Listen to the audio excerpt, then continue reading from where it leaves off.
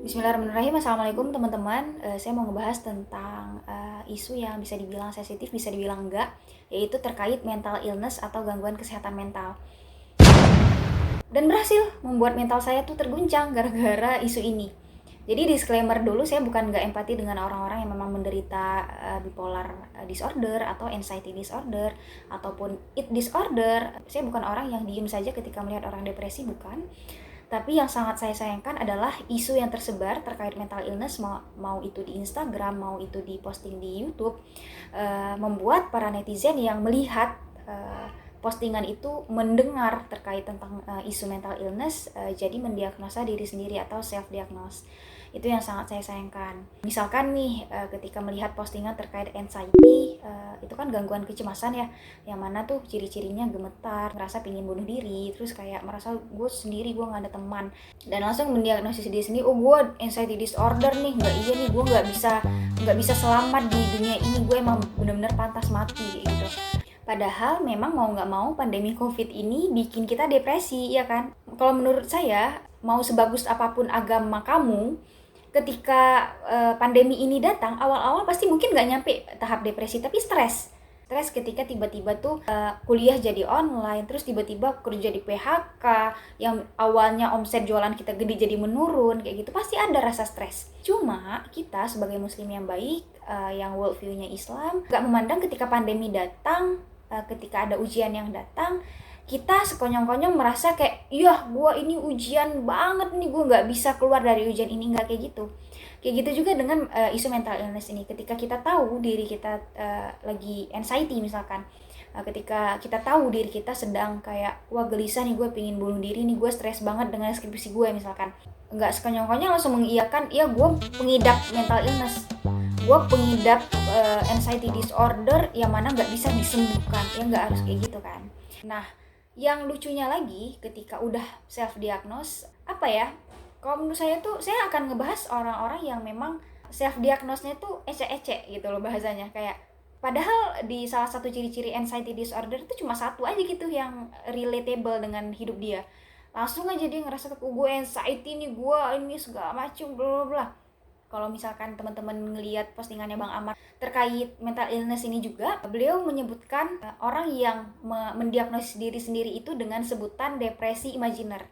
Jadi ini perkataan saya ini untuk orang-orang yang merasa kayak, gue depresi nih, hanya melihat satu ciri-ciri dari mental illness itu.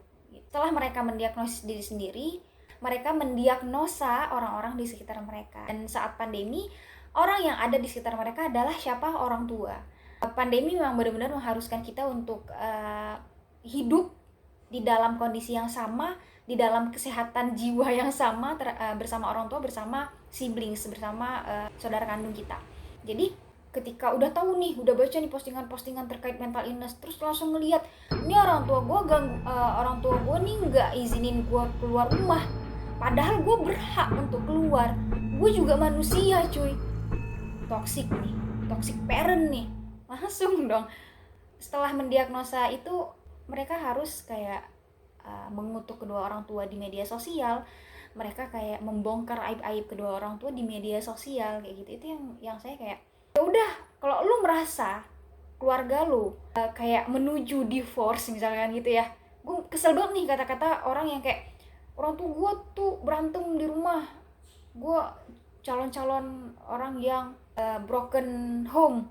Ya elah, kalian dulu ya, kayaknya perasaan dulu tuh orang-orang yang broken home tuh nggak bakal mau jujur gitu loh, tapi kenapa sekarang orang-orang malah ingin banget gitu loh keluarganya broken home gitu. Broken home tuh nggak keren cuy. Broken home itu adalah salah satu keberhasilan setan untuk memisahkan pasangan. Jadi jangan sampai lah gitu loh, di dalam keluarga kita tuh ada benih-benih menuju ke broken home gitu. Apalagi yang sebenarnya nggak ada benihnya, cuma kayak kita merasa kayak, wah gue bakal jadi keluarga yang broken home, yang nggak dapet kasih sayang kedua orang tua. Ya elah cuy. Lalu dari semua permasalahan yang ada tuh, dari tadi pertama dia mendiagnosis diri sendiri, self diagnose, terus dia mendiagnosis kedua orang tua, dan setelah itu dia menceritakan aib-aib keluarganya, dan mengutuk kedua orang tuanya itu di kolom komentar Instagram atau di YouTube dengan random people. Dan saya mencoba untuk menarik pola yang sepertinya ada yang terlewatkan, ada yang miss di sini, bahwa manusia-manusia sekarang ya, sorry to say, adalah manusia-manusia yang tidak berilmu dan tidak beradab. Saya bukan orang yang memang pinter-pinter banget, tapi saya berusaha untuk belajar, saya berusaha untuk beradab. Oke, fine, saya belajar tentang mental illness, tapi saya juga belajar tentang adab. Bagaimana ketika kita tahu suatu ilmu, kita tidak bisa sekonyong-konyong untuk menjudge orang, apalagi itu kedua orang tua. Dan selanjutnya, kita sebagai manusia pasti pernah ada di titik paling terendah, putus asa, hilang harapan, merasa cemas dengan masa depan, dan mungkin merasa ingin mengakhiri hidup. Rasanya tuh harapan untuk keluar dari masalah ini tuh nggak ada lagi. Pasti ada di satu titik seperti itu. Hanya saja kita juga harus tahu bahwa kita diciptakan sebagai manusia di sini, di dunia ini, untuk menjadi khalifah, untuk menjadi pemimpin. Kalau kalian pernah SD, pernah SMP, pernah SMA, atau pernah di kuliah, yang jadi ketua siapa? Adalah orang-orang yang memang terpilih, pinter, rajin, disiplin. Dan alhamdulillah kita sebagai manusia, kalau misalkan memang agamanya Islam, meyakini kalau kita hidup di dunia ini menjadi khalifah, menjadi pemimpin di bumi. Yang mana pemimpin itu nggak boleh kelihatan lemah. Pemimpin itu nggak boleh kelihatan lesu. Pemimpin itu nggak boleh kelihatan depresi. Sedepresi-depresinya kamu, kita harus tahu bahwa manusia diciptakan itu untuk menjadi pemimpin. Bahkan malaikat aja sujud ke kita gitu loh. Ketika teman-teman ngerasa depresi, teman-teman harus yakin kalau kita diciptain di bumi ini pasti ada alasannya. Kita diberikan masalah bukan hanya untuk meratapinya, tapi untuk menghadapinya.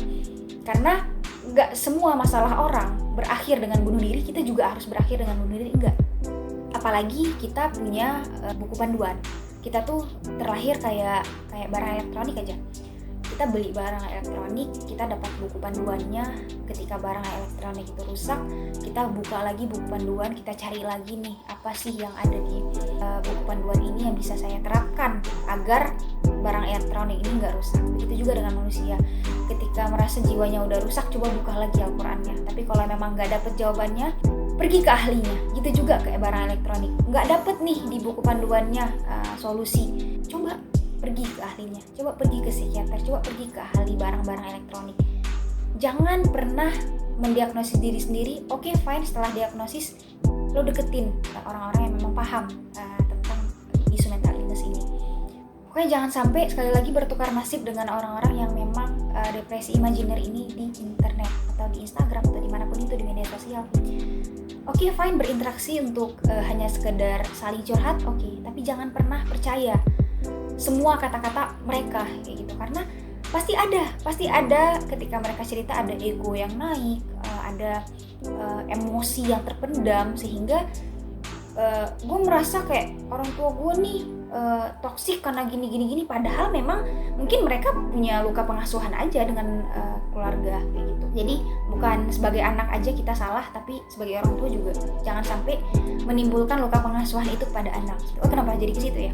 Pokoknya pada intinya nggak semua yang dialami orang lain itu harus disamakan dengan apa yang kita alami. Mungkin masalahnya sama, tapi bukan berarti penyelesaiannya juga sama. Begitu juga dengan orang-orang yang mengutuk kedua orang tuanya di internet dengan kata-kata toxic parent, kemudian membangkang. Kita juga nggak harus membangkang kan. Ya jangan sampai ya pandemi berlalu tapi adab juga berlalu.